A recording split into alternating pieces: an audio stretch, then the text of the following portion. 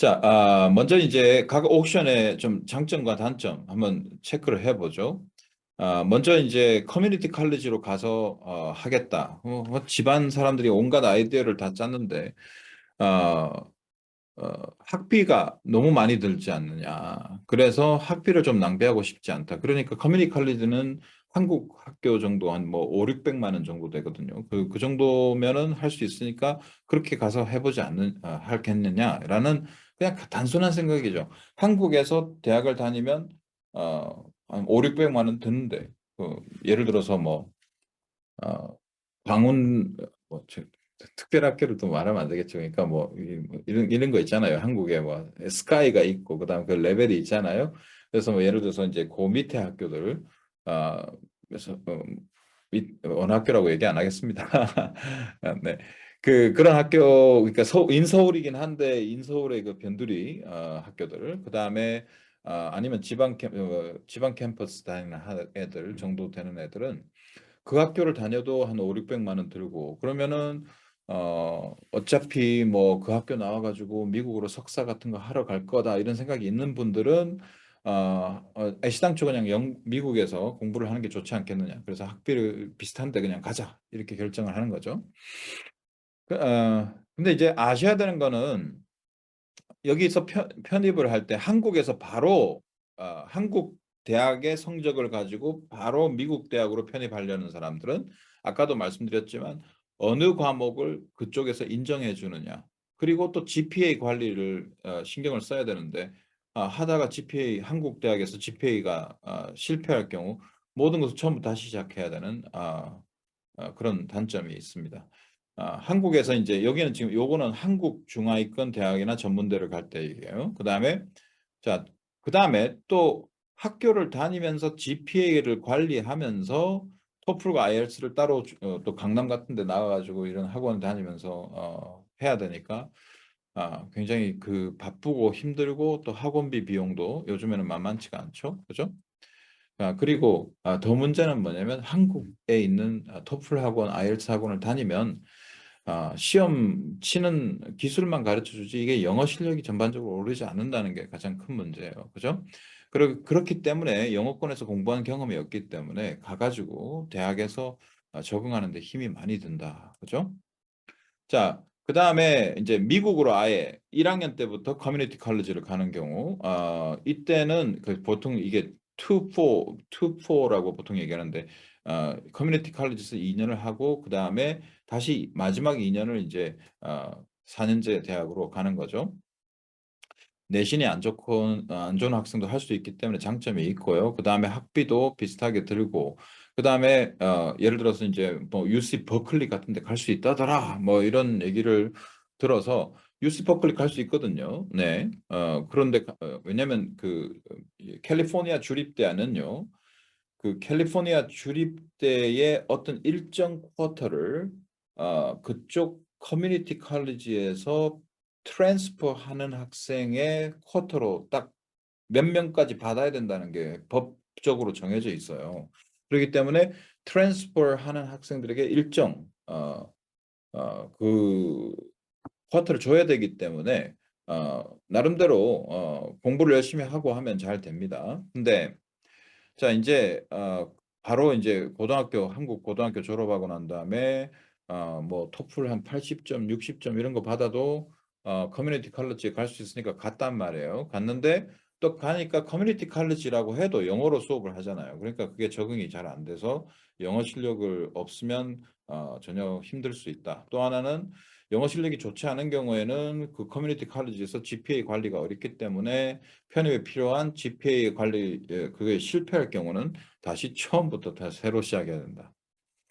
커뮤니티 칼리지는 학비가 한국이랑 거의 차이가 없지만 기숙사가 없기 때문에 따로 대부분의 경우 기숙사가 없습니다. 그렇기 때문에 따로 방을 구해서 해야 되고 예를 들면 UC 버클리에 가고 싶으면 UC 버클리 옆에 있는 커뮤니티 칼리지 가는 게 가장 확률이 좋거든요.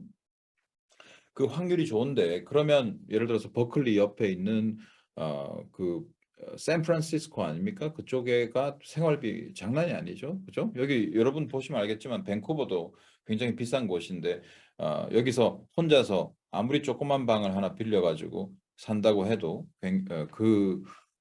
생활비는 굉장히 높다 이렇게 보실 수가 있겠습니다. 그다음에 커뮤니티 칼리지 그다음에 도서관 같은 것도 이렇게 보통 대학처럼 오랫동안 밤까지 열고 그러지를 않아서 혼자서 도서관도 없고 이래서 스타벅스에서 공부하고 그런 걸 해야 되고 특별히 자기가 가고 싶은 학교의 바로 부근에 있는 커뮤니티 칼리지를 선택해야 가능성이 많아집니다. 자, 그다음 패스웨이로 대학을 지날 때는 이게 좀 스트레스가 덜하죠. 조건부 입학이기 때문에 거기 가서만 그 걔들 주는 대로만 잘하면 되기 때문에 이게 스트레스는 훨씬 덜하고요. 그리고 확률도 굉장히 높습니다. 네, 그리고 아까 말했던 그 여러 가지 공립들뿐만 아니라 사립들도 패스웨이를 제공하는데 그 패스웨이를 갖다가 들어와서 정규 과정으로 이제 들어오고 난 다음에 좀 명문 사립대로 편입이 가능하다는 장점이 좀 있어요. 그래서 대부분 이런 걸 선택하시는 분들은 오케이 이렇게 해가지고 뭐 NYU라든지 뭐 밴더빌트, 에모리 뭐 이런 데로 가보자 이런 이제 생각이 있는 거죠. 패스웨이 프로그램이라는 거는 지금 이 삼자가 끼어 있다는 것을 아셔야 됩니다. 그러니까 패스웨이 프로그램을 하는 거는 사실은 대학이 운영하는 프로그램이 아니고 패스웨이 프로바이더라고 하는 학원들이 중간에 끼어 있는 거예요. 그죠? 그러니까 대학하고 이 학원하고가 뭘 맺고 둘이서 이제 파트너십을 맺고 그다음에 그런 거죠. 제가 옛날에 파고다 어학원에 있을 때 우리가 이제 뉴욕 스테이트 유니버시티하고 이런 파트너십이 있었어요. 그러니까 우리 파고다 외국어 학원에서 일정 정도의 영어 회화랑 뭐 이런 걸 하게 되면 그냥 그쪽 뉴욕 스테이트 유니버시티에서 받아주겠다 이런 조건부로 했었어요. 그러니까 그때는 우리 한국에 있는 파고다 어학원이 뭐가 되는 거다? 패스웨이 프로바이더가 되는 거죠. 그러니까 학원에 끼어가지고 하는 거고 일정 조건을 하면 얘들이 보장을 해준다 이런 것입니다. 네. 자, 그런데 이제 대부분의 경우 학교들이 그렇게 그러니까 예를 들어서 뉴욕 스테이트 유니버시티를 예로 들어 보겠습니다. 자, 이 학교 이름들도 좀 착각하지 말으셔야 될 게 University of 뭐다 뭐 이렇게 하면은 대부분의 경우 이제 공립이죠. 그다음에 무슨 스테이트 그러니까 예를 들어 워싱턴 스테이트, 오레곤 스테이트, 뉴욕 스테이트 이러면 이것도 공립이에요. 오하이오 스테이트 뭐 이런 거. 예, 다 공립이에요. 그 학교들은. 네, 공립이고 근데 이제 University of Pennsylvania, 유펜이라고 하죠. 요건 사립입니다. 그다음에 그러니까 이런 대학 이름만 보고 판단하기가 그런데요. 예를 한번 들어보겠습니다. 자, 우리 그 밴쿠버 바로 밑에 동네에 있는 워싱턴 주가 있죠. 워싱턴 스테이트. 그 워싱턴 스테이트는 두 개의 공립 대학이 있습니다. 유니버시티 오브 워싱턴이 위에 레벨이고요. 워싱턴 스테이트라고 하는 공립 대학이 있는데요. 여기서 보면 이제 유니버시티 오브 워싱턴 뭐 이게 강남에 보면은 패스웨이 프로그램 막 설명이 확 나와요. 막 그러면서 뭐 30위권 주립대 중 하나인 유니버시티 오브 워싱턴의 1년만 패스웨이 프로그램 하면 정규로 들어갈 수 있다. 여기 유니버시티 오브 워싱턴도 들어가기가 상당히 좀 까다로운 학교거든요. 근데 그렇게 들어갈 수 있다라고 하니까 사람들이 이제 솔깃하죠. 근데 이제 들어가서 보통 보면은 대부분 유니버시티 오브 워싱턴은 시애틀에 있는 게 본교잖아요. 그죠? 그런데 그 옆에 있는 바들이라든지 뭐 이런 여러분들 그 시애틀을 가보셨으면 알겠지만 저기 그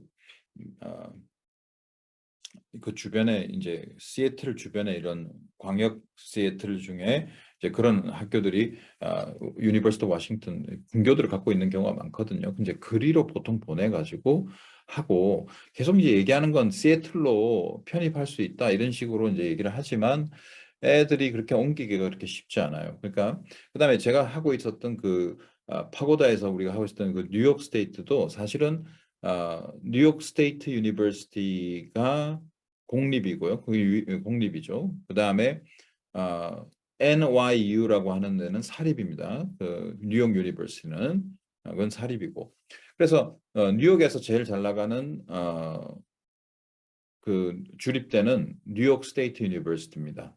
보통 수니 이렇게 들어보셨죠? 수니. 그 수니는 그 주도인 알버니, 그러니까 버팔로 저쪽 북쪽이에요. 뉴욕 시티가 아니고 저쪽 북쪽에 알버니라는 도시에 본교가 있습니다. 거기가 대부분 좋은 과들이 다, 그러니까 수니가 좋은 거는 수니 알바니를 갔어야 좋은 거죠. 그 다음에 이쪽 그 롱아일랜드, 뉴욕의 롱아일랜드 쪽에 보면은 스토니브룩이라고 있어요. 그 스토니브룩에는 뭐 공대가 굉장히 크게 자리 잡고 있는데 순위 같은 경우는 이제 그 두 군데를 가야 제대로 갔다 이렇게 볼 수가 있는데 우리가 그 파고다에서 하던 그런 프로그램들을 보면은 순위는 순위인데 뭐 지네시오 뭐 온갖 이 뉴욕 스테이트가 우리 남한보다 한 남한 3배는 되잖아요. 그러니까 그 큰데 어디 어디 이렇게 박혀 있는 그런 데 가는 경우가 대단히 많습니다. 패스웨이 프로그램은 그래서 대부분 입학을 보장해 주지만 보통 유명 주립대 분교인 경우가 많고 분교인 경우가 많고 네임 밸류가 높지 않은 학교일 경우가 많습니다. 네. 그렇죠? 다음 두 번째 얘기해 보죠. 패스웨이로 취득한 패스웨이 때 취급한 학점은 뭐가 아니죠? 어, 뭐가 아니죠? 그 대학 학점이 아니라 학원 학점이죠. 그렇기 때문에 그 학점은 편입 시 사용할 수 없는 경우가 많으며 입학이 보장됐다고 보통 얘기를 하기 때문에 좀 느슨하게 쉬워져서 보통 이제 4년 만에 졸업하는 애들이 별로 없고 대체로 이제 5년 안에 정도 걸린다고 보시면 되겠습니다. 그다음에 패스웨이 프로그램에 드는 비용이 거의 1년치 대학 비용, 그러니까 지난번에 보셨지만 6만 불 정도 되잖아요. 그 4만 불이 미국 US 달러로 4만 불이 수업료고 2만 불이 뭐죠?